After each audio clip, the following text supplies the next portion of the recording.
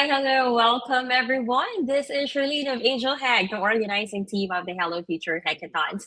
And we are excited to welcome you once again to our fourth workshop of the Hedera Apex Hackathon, which runs from 17 February to 23rd of March. And welcome to the week 2 of the hacking period. Many of you are aiming for the share of the 250,000 prize pool while seizing the amazing opportunity to present your projects to Hedera and its ecosystem partners. Keep up the great work, guys, okay? With a prize pool this big and such a strong ecosystem support, it's no wonder the Apex Hackathon became one of the most anticipated Hedera hackathons of 2026, and we're excited to see the amazing projects you'll create. But it's not just about the prizes. This hackathon is powered by an incredible lineup of partners, including AWS, Neuron, Hashgraph Online, Bonzo, and Hyro, all bringing their expertise and support to help you build something truly impactful. Now, without further ado, I'm thrilled to introduce today's speaker and mentor, Michael Kantor from Hashgraph Online, and he'll guide us through Hashgraph's online skill level knowledge that we all need to know, especially if we are tackling Hashgraph Online's bounty statement. And he's going to show you how to register and build a useful AI agent in the HOL Registry Broker. A common question for me, Charlene, can I participate only in the Hashgraph Online Bounty without joining the main tracks of Apex? The answer is yes. You can focus solely on the Hashgraph Online's bounty if you like. But of course, you're also still welcome to submit for the main tracks as well.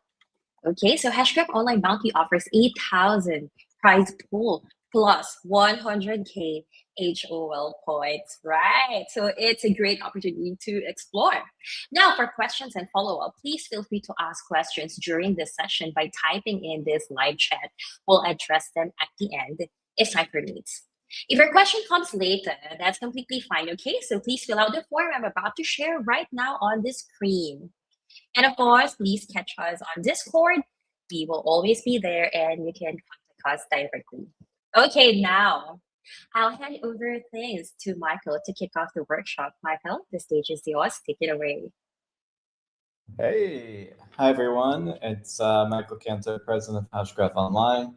Who's ready to learn how you can get a chance to win from an $8,000 bounty, the HOL track, and also win from a pool of $250,000 from the Apex Hackathon. Today, we're going to be covering the HOL Registry Broker, which is a big part of this bounty. We're going to cover the thesis of why we've built the service, what you can do on Hedera using the Hyro consensus specifications, and how that all ties into a really great hackathon experience on Hedera. Before we jump into that, just a little bit about myself. My name, again, is Michael Kantor. I've been building in the Hedera ecosystem for over 4 years. I've been in the crypto ecosystem for a decade now. And I've been in software for, I think, going on 17 years at this point. So it's been a really long time deep in the industry. So anything that you hear today is based off my insights and experiences in the industry and where I see things are going as a whole. At Hashgraph Online, obviously, we're very, very much involved in the AI vertical. We create AI specifications and tools, and we're a consortium of some of the leading companies within the Hedera ecosystem through our DAO. Our members include esteemed companies such as Hashpack, Neuron, Bonzo Finance, Builder Labs, and more. And through this, we are working on creating the new agentic internet, which sounds really massive. And a lot of times when we describe this, we say things like, well, in order to create the new agentic internet, we kind of had to reinvent it, and we kind of have to rebuild everything from scratch, including the entire universe. Through this process, we've created something called the HOL Registry Broker. We're looking at the research and where the industry is going, and we're seeing a world where there's probably going to be billions, if not trillions, of AI agents. It's not going to come today or tomorrow, but soon. Right now, we're very much relying on large language models, but there's a lot of research that's happening by big AI lab companies, for example, like Liquid Nanos and so forth, that are exploring, hey, if we can get these models to run on lower compute devices like phones and laptops eventually, and we can make that cost effective, then that'll be great, because users from day one, they won't have to depend on token costs. They'll be able to use local models. They'll get more privacy in using inference. And we'll have a lot more accessibility for AI to the larger population. That would be the dream and goal. And when this happens, naturally, every single person on the planet will have access to run and operate their own AI agent. When you get to a scale of billions, if not trillions of AI agents, what does that mean? And how will these things connect and talk to each other? And that's what we're building on top of the HOL consensus service, the HOL Registry Broker. So what does the HOL Registry Broker do? At a high level, it enables you to chat to any agent on the planet, regardless of the protocol. So you might have heard of protocols like A to A and MCP. Those are already two diverse protocols and ways that agents can talk to each other. But there's so much more, right?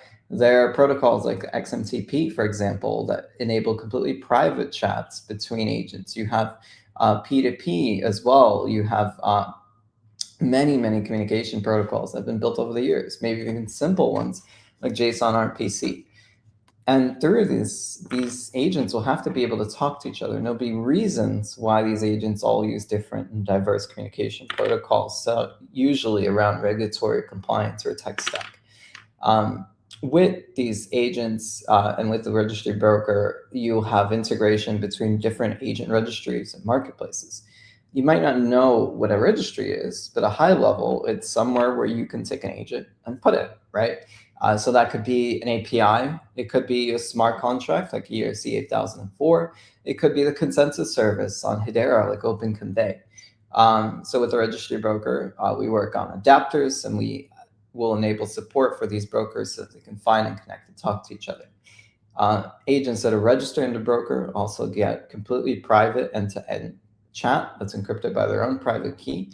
And these chats can be configured to disappear at the time to live that you specify. So for example, a default is like 24 hours. You can make it smaller than that. So you have these short-lived chat windows for your agents to privately talk and communicate with each other. Today, we have integrated with popular registries like ERC 8004, A to A, MCP, Virtuals, and more. Every day, we work with new partners, and we onboard their technical integrations, registries, and communication protocols to enable the registry broker to facilitate more communication between agents anywhere on the planet. So that's a high level into the registry broker. An even simpler way to put it, HOL is building the international railroad to connect every agent everywhere between Web 2 and Web 3 ecosystems. While Web 3 has a great amount of adoption in terms of where AI agents is going, it's not the only kind of adoption. We're seeing huge inroads from the Web 2 industry. It's catching up on registries. Admittedly, I think Web 2 with registries and agents is moving a little bit slower, but mostly because of the courtesy to be careful, right? But we're seeing adoption in areas like ANS, the Agent Name Service, but GoDaddy, Agency with Cisco, and Nanda, which just spun off from MIT, right? And there's more and more of these registries, and I suspect that every single company on the planet will probably have their own private AI registry. And every single employee at these companies will probably have 2 or 3 AI agents that they operate. And through an HOL registry broker, they'll be able to communicate and talk to each other. The cool thing about the HOL registry broker is that the idea is not that we put all these AI agents in a single bucket, right? You're talking about a scale of billions, if not trillions. The HOL registry broker is actually a 2 of 3 consensus, and there will be many brokers. So you can imagine a world where you have some of these registry brokers that subscribe to AI agents that pull down medical data, right? And that registry broker might be governed by a consortium of hospitals. It'll have a 2 of 3 consensus, it'll have accreditations and things like that. You might have another registry broker that only pulls down AI agents on Hedera, right? And somebody goes and they query the registry broker with medical agents, and they say, hey, I'm looking for finance agents. And that registry broker responds and says, well, don't have those agents, but my buddy down the street over there from Hedera, they actually do. So like a typical meshnet would, just bounces you over to the right place. And that's where you can go and find those AI agents. So that's what we mean by connecting all the agents around the planet. You don't want to put them all in one bucket, because at a level of scale that involves billions and trillions, it doesn't really work.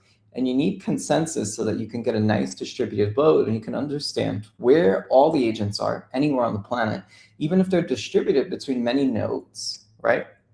So in this world, there could be hundreds, maybe even thousands of different registry brokers that are out there that contain agents so you can talk to and find and discover. And in front of this will be a really neat routing system. So that's a bit about the HOL Registry Broker. At a high level, agents, they need to talk to each other between different protocols. For example, you can have an A to A agent that talks to an agent on ACP. And without a way to conveniently translate those requests, those communications would fail, right? So through the HOL Registry Broker, we're able to translate A to A using ACP's task protocol so that these agents can go and conveniently execute on-chain tasks in a whole different network. That's what we mean by being an international world, or a universal babel of communication between all these different AI agents. Additionally, before you might have agents that only take USDC through X4L2, and you'd have agents on the other side that only take USD through a credit card, and they had no way of talking to each other. Through the HOL Registry Broker, we also translate payment requests so that these agents can communicate, transact, and execute commerce seamlessly so that they can go and complete tasks for their owners in real time. So the broker is this universal layer of commerce as well as communication. So how can you start building in the HOL Registry Broker? If you're watching this live, or if you watch this tutorial later on, after the stream is over, you'll notice that we do have this little QR code here at the top. I do recommend right now, if you're watching this live, go scan that QR code and take a look. That'll take you straight to hol.org/registry/docs. On our docs, you'll find a bunch of guides and tutorials, and especially if you're using agents like OpenClaw, this will be really easy for you to start adopting immediately, okay? So there's kind of two pathways here. And later on, if we have time, I'll also share my screen and I'll showcase the guides page to give you some insights into that as well. Sorry. So there's two lines where you can kind of get started. We do recommend, hey, if you're already running OpenClaw on your system, and again, really important. I mean, we did a stream, I think it was a few weeks ago with Jake around OpenClaw. Just make sure you're doing it securely. Your OpenClaw ideally is not running on your main system. It's maybe running on a VPS for $5 a month, or maybe you're putting it on another device. I don't necessarily think you need to buy a whole Mac Mini to do it, because most OpenClaw agents actually run on LLMs. So if you're using something like Claude or ChatGPT, you don't need to shell out $1,000 for a new piece of hardware.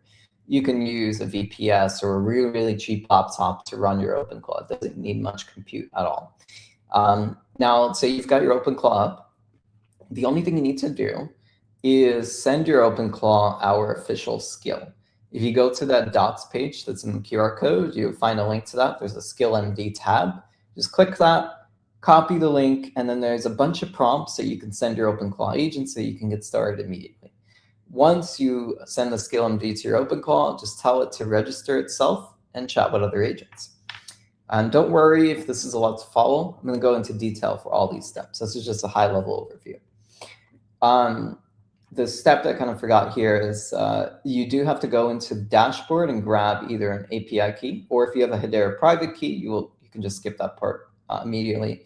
Through your Hedera private key, you can automatically generate an API key and get credits and so forth. So if you're in the Hedera ecosystem, this is the most simple pathway for you to get started immediately, where you don't need to log in anywhere or generate an API key. Just use your Hedera private key and you're off to the races. It's pretty cool, right? Next, if you don't want to go the OpenClaw route and you want to create an SDK integration directly, what you can do instead is you can use our standards SDK, which gets over 2,000 weekly downloads and is widely adopted. And you can call an SDK function called register agent to register your agent. And then you can use our search API to find agents and send them messages in real time. So that's a high-level overview. Now we're going to go off the deep end and get into the details here. So first step, let's get an API key.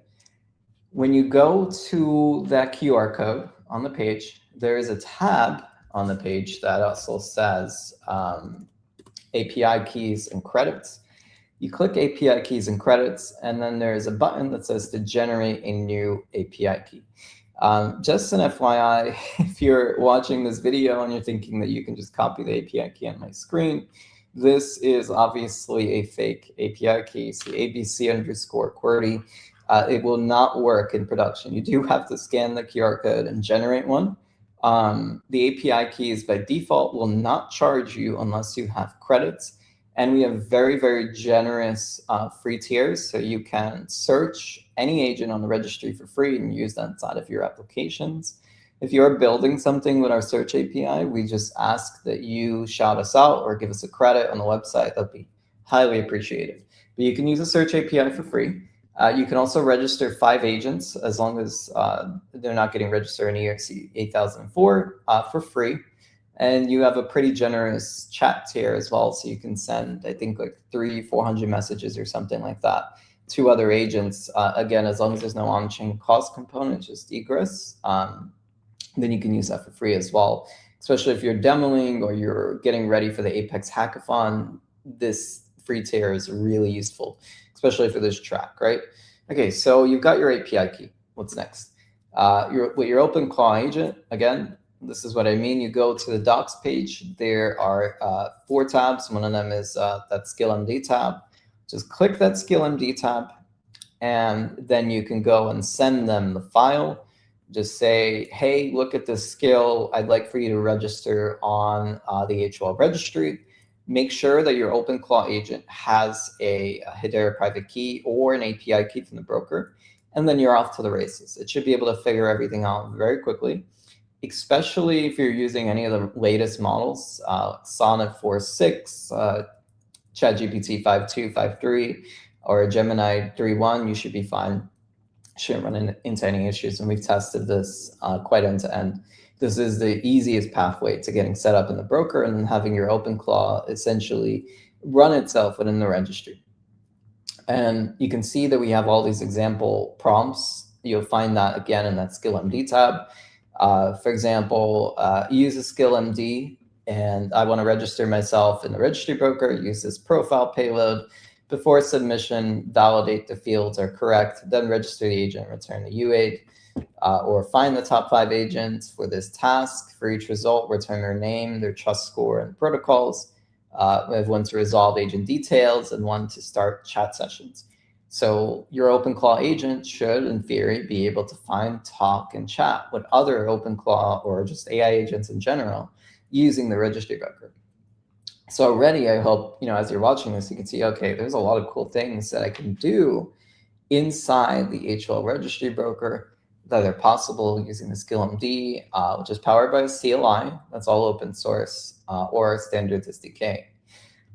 And here we go. Next. Now, let's say that you wanted to go and get some credits, and you're kind of ready to go to the next step of setting up an SDK or more technical integration. Inside the portal, you can get credits in one of 2 ways. Again, the Discovery API for search is always free to use. And you get 5 free registrations, and there's a bunch of messages that you can send. You can get those credits with a credit card, HBAR preferably, or an EVM wallet. With HBAR, again, if you're building a technical integration and you're using the standards SDK, or if you're using the CLI, if you've got your PK set up, then you can automatically top up your credits, and you don't have to worry about going into the portal at all. It just happens automatically for you as long as you have an HBAR balance and you automatically configure it to approve purchases. So now setting up the SDK, this is the fun part.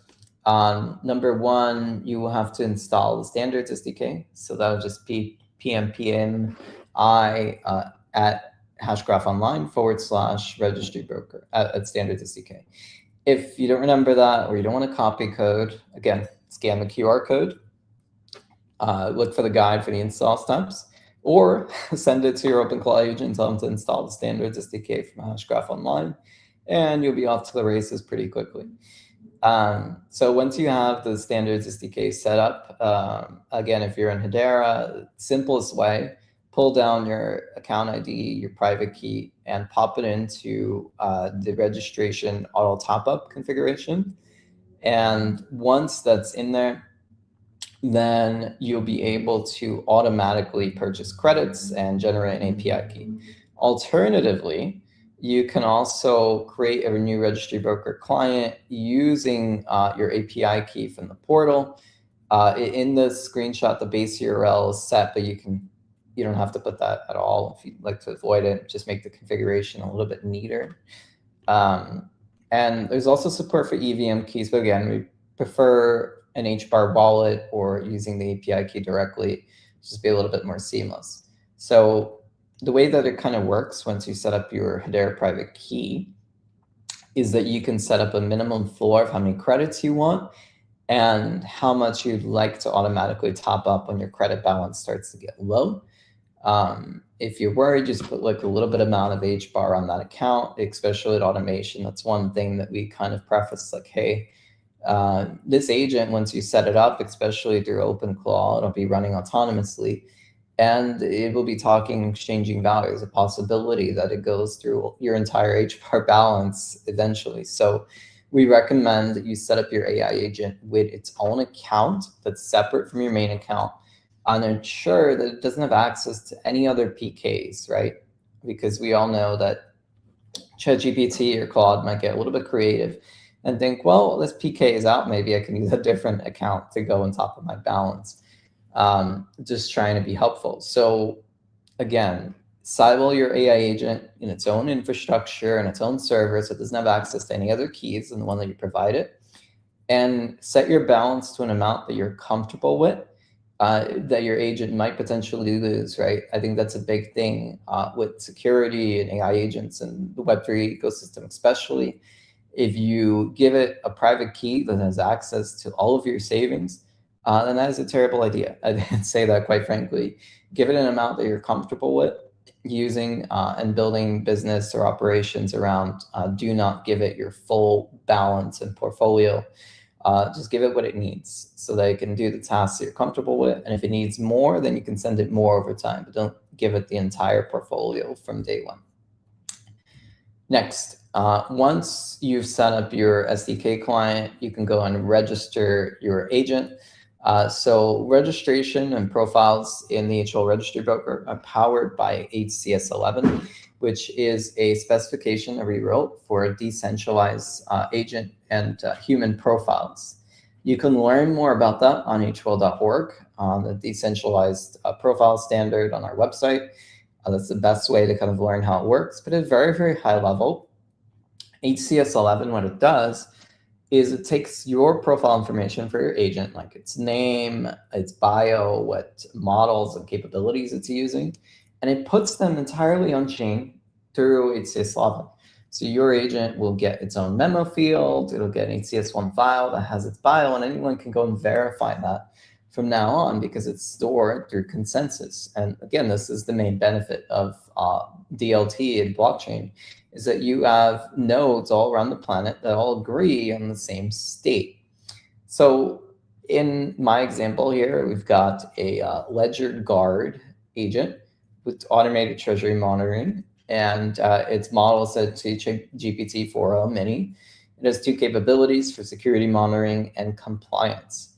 Capabilities you can also include and support any from the OSAF, from agency that open source project Cisco is working on. So there's thousands of different capabilities that you can map out to inside of your profile. Once you feel comfortable and say, okay, this is my profile, you call the register agent function, and that will register you into the HOL Registry Broker. So that'll make your agent available inside the broker, and it'll start to get indexed and pulled in. The last next step, is to use the search API. So with, we'll use the search API to go and create sessions and then send messages. So through the search API, the way it kind of works, and this is an example here. We've pulled down a hard-coded UA. But what you can also do is you can go and use the search API to pull down different agents through the search request. Again, the search API is free to use, so you can pull down any information that you'd like, any agents from different verticals and platforms. And then you can check their trust score to see if their availability works. You can also sort by agents that have availability. And then you go and you create a session. When you create a session, you can define how long the history will live. So that's really important. You can set any time that you want. The longer timeline will cost slightly more credits as well. But what it means is that if I set the history TTL to 60, which is 1 minute, that means every minute, then the entire history of that chat will just disappear. And no one will have access to it anymore between those two agents. This is great for privacy use cases where you define your own kind of session timeline for how long you'd like it to live. Personally, I think 60 seconds might be a little bit too small. I would say set it to a day or a few hours, whatever you're comfortable with. Once you've created your session with a specific agent, you can start sending them messages immediately. So the UA example that we had up there that's truncated a little bit was Claude 4.5 Sonnet. And the prompt that we're sending is to summarize its capabilities. So essentially, you'll be able to read that response back eventually, and you'll be able to see what capabilities does that agent have. Once the session gets too long, you can call the compact history endpoint with the session ID, and you can shrink it so that it fits into your context window a little bit better. But again, at the TTL, those messages will also get erased. And then you can see the summary. The compact history endpoint will actually compact as any AI inference endpoint would kind of work. So it takes the main contents, it summarizes it, and then it provides it back to your agent so that it can fit into your context window a little bit better. You can use that at any point in the conversation that you'd like. So that was a high level into the technicals of how you go and actually build and deploy your agent. Now we're going to go into some examples, and I'm going to switch my screen over to our API documentation, which is a little bit more in detail. And again, if you see this QR code up here at the top, you can scan that and you can start looking at this. So let me go and switch my share screen now to our website. There we go. Fermin, if you could pull that share screen up, or Sherilyn, thank you. Thanks, guys. So again, this is our official documentation. It's at hol.org/registry/docs. You can find, number one, if you are a big API nerd, you could just click Run in Postman, and you can pull down our entire API docs that way. Also, I'm noticing that the screen is a little bit, displaying a little bit weird. If there's a way to make it full screen. Okay, there we go. Yeah, so you can click that Run in Postman button, and that'll have the full Open API specs. You can start just messing around with API endpoints. You could pass that to your agent, and you can come up with some creative ways to go and use the registry broker. Now, I'm going to jump more into docs and some of the other functionalities that you can do here through the registry broker. Before I do that, I do want to just briefly talk about some ideas or things that you can build during the hackathon, especially for this bounty. Again, with the bounty, there's $8,000 in prizes, plus we're giving away 100,000 HOL points. 100,000 HOL points will help you land you on the top of the HOL leaderboard, which should be really, really cool, right? I do see, there's some comments in the chat.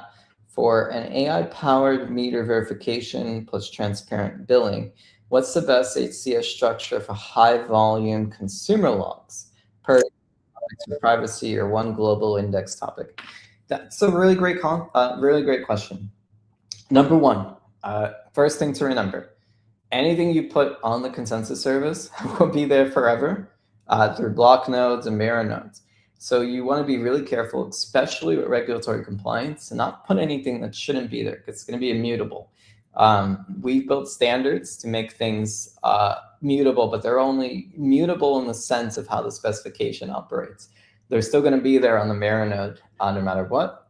So definitely recommend you to be careful there. Now, that being said, for transparent billing or meter verification, we've created a specification called HCS2, which is registries.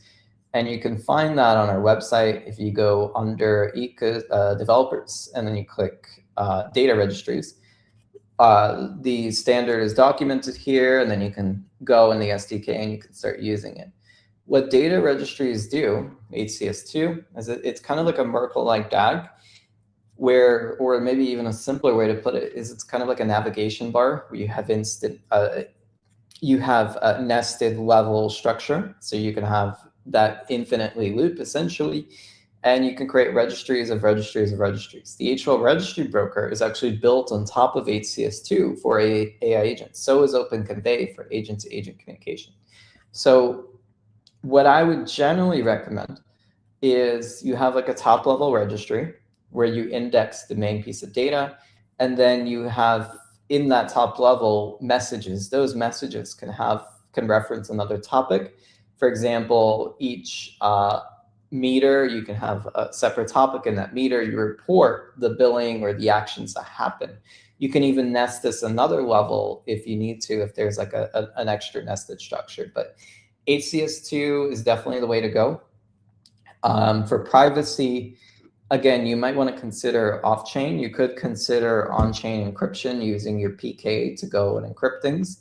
But it's a little bit risky, because if we end up in a post-quantum world or somebody gets access to those PKs, they can always decrypt it. So anything you put on chain, even if it's encrypted, assume that there is a risk of it being decrypted eventually. Maybe more likely if the PK gets leaked, but you do have to take precautions there.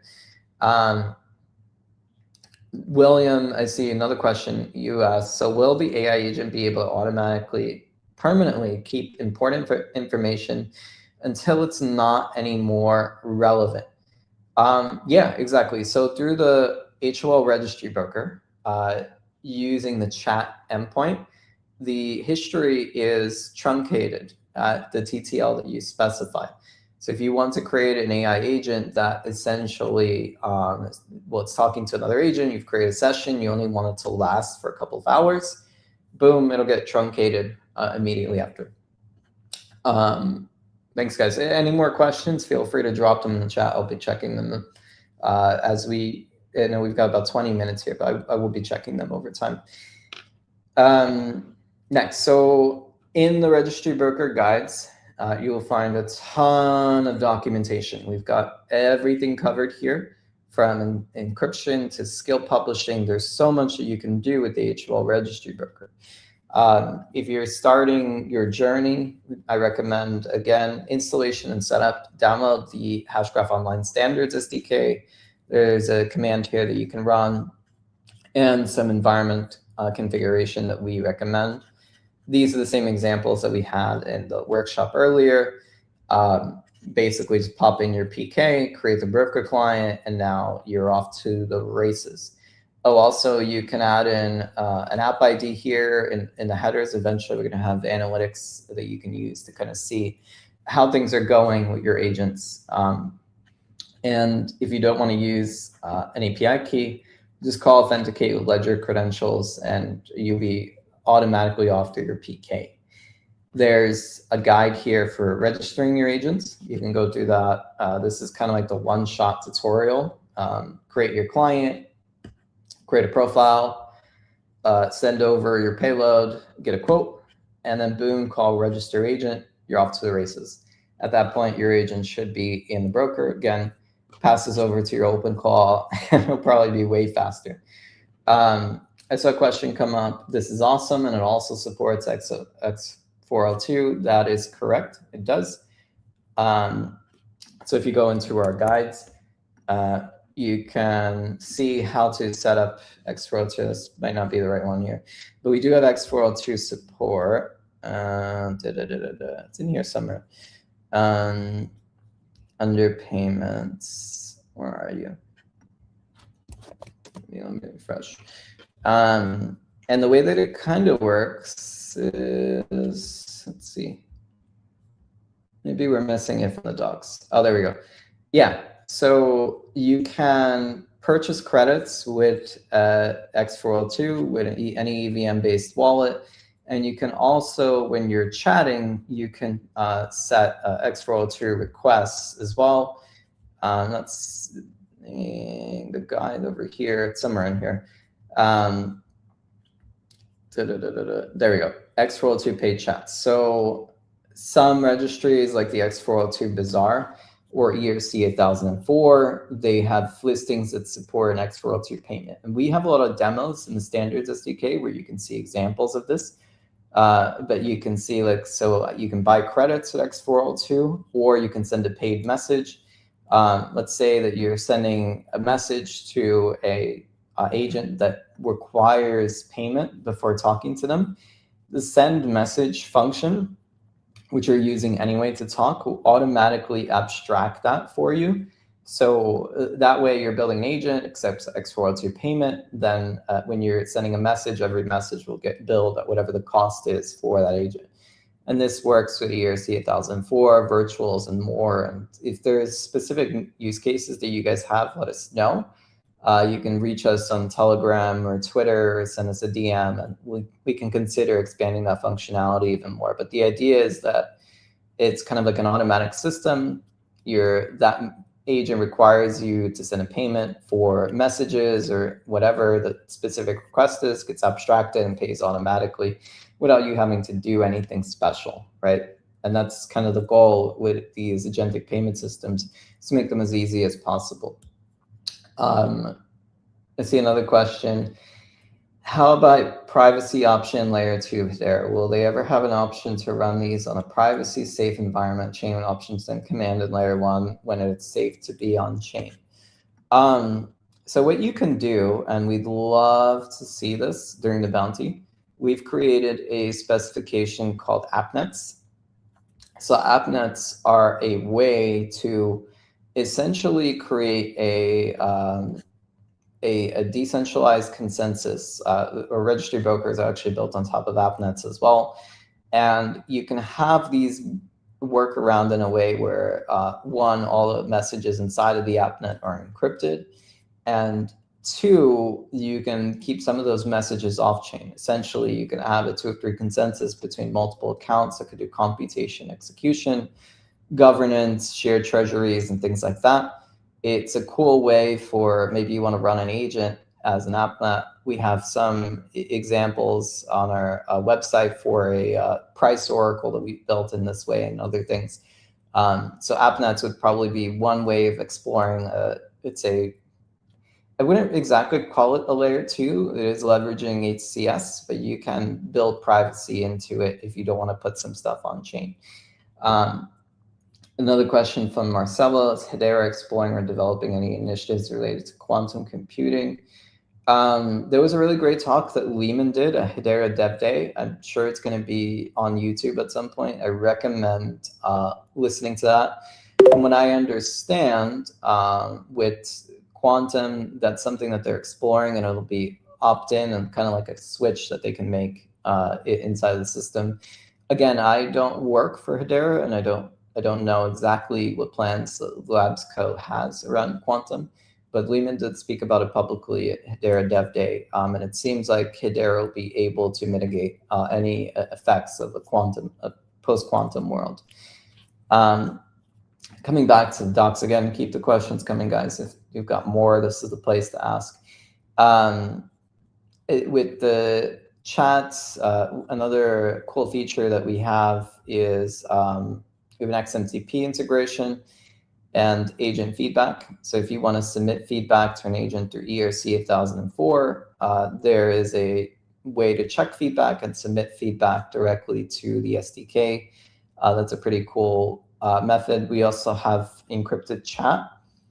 Through encrypted chat, you can ensure that your chat is completely private between you and the participant, and you can go and accept that conversation, start it with PKs on both sides.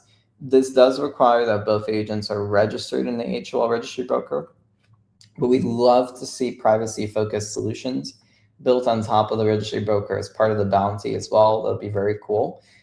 So take a look at our encrypted chat guide on how you facilitate that. I saw a lot of questions in the chat around privacy and encryption. So these would be very cool use cases that you can build on top of the Registry Broker using encryption. And if you look at our standards SDK, we have like 15 plus demos. The encrypted chat demo would be the way to go if you want to start exploring that.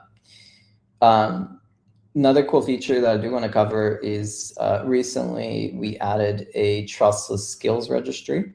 So if your agent has skills like ours, our official skills published on this trustless skills registry itself, you just go into browse skills here, and you can find a bunch of trustless skills. So these are SkillMD files that are protected through consensus, and you can find how to read that skill and the entire steps. So our Registry Broker skill, we've actually kind of dog-fed through this process, so you can find the actual skill file itself is on the trustless skill registry. And what that means is that the skill itself and all of its files, which you can see here, are stored entirely on the consensus service, including the CLI itself, which is really cool. References and other files, they're all stored 100% on chain. So if your agent needs skills or you're creating skills, we recommend going to skills registry and clicking upload skill to create one. I think this is a really, really cool feature. And again, during the hackathon or the bounty, we'd love to see people exploring it wider. See, oh yeah, Furman, I've covered those questions. Thank you. Yeah, so through the skills registry, go upload and scribe your skills.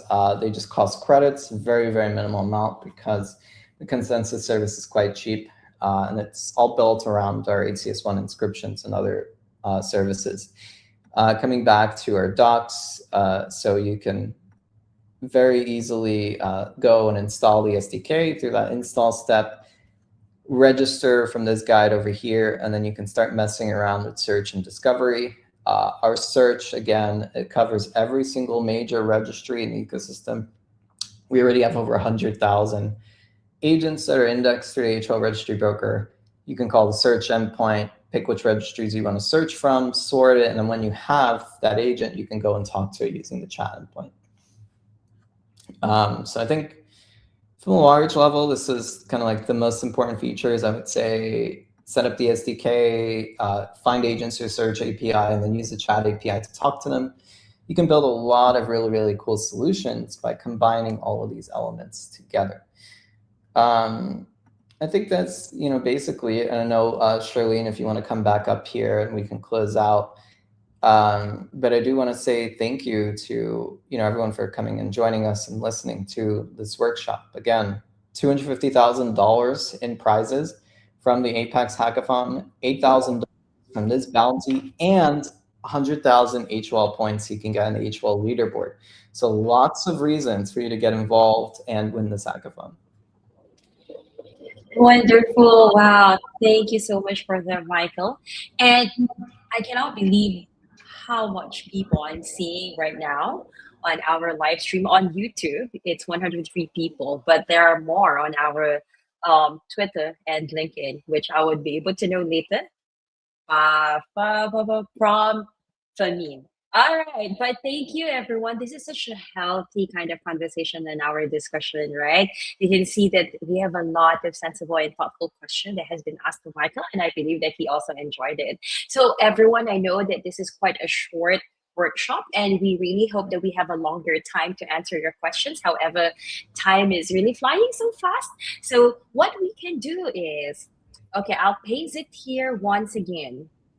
If you have any questions, I will send it to Michael and then I will email you guys with his answer. So I believe so some of you who might have asked us questions during the AMAs or you have put up your question into an AMA form, you would know that I am emailing you with the answers of our mentors. So you can trust me with that. All right, so here is the form, and I will deliver it privately to Michael, and then I will send you his answers once it is available. And then please catch Michael as well. He is our mentor, partner mentor, during our mentors hours on March 9 and March 12. And that will be a great time for you to have a conversation with him. So the best thing about the mentor office hours is you will have an exclusive one-on-one conversation with him. But of course, you would need to be talking to him like around 5 to 10 minutes, maybe until 12 minutes, to give way for others who also want to talk to him. I know he's popular, so give some time to our colleagues, okay? All right, but before I end this session, if you plan to tackle Bonzo's bounty statement, which will be by next week, I would want to invite you and your team to join us on Monday, 2nd of March, 10 a.m. Eastern Time, to listen and learn from Gaurav, the co-founder and CEO of Bonzo. So I will also leave the link here just in case you wanted to attend on Monday, but definitely this will be posted on our Discord. So please don't forget to tune in on Discord. All the announcements will be there, right? Okay, and also a quick reminder, next week from March 2 to 6, we've got back-to-back workshops and AMA sessions, all designed to give you the support you need throughout the hackathon. Lastly, there will be a Hedera community call there. They are going to recap about Hedera Dev Day and East Denver Hackathon. How exciting is that? And it is actually to avoid any FOMO, fear of missing out, you might felt from the event. So please join. And here's the link for you to join. There's quite a lot of link that I've shared. Hopefully you're all keeping up. It's just here, okay? So the dev call will be happening 11 a.m. Eastern time. So please join. All right. So we still have a bit of time, Michael. I wanted to ask if you have any closing remarks for our participants. It's a lot.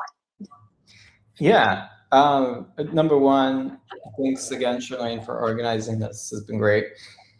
I think from a large focal point, just zooming out, we are entering the most important injunction in society through the facilitation of AI.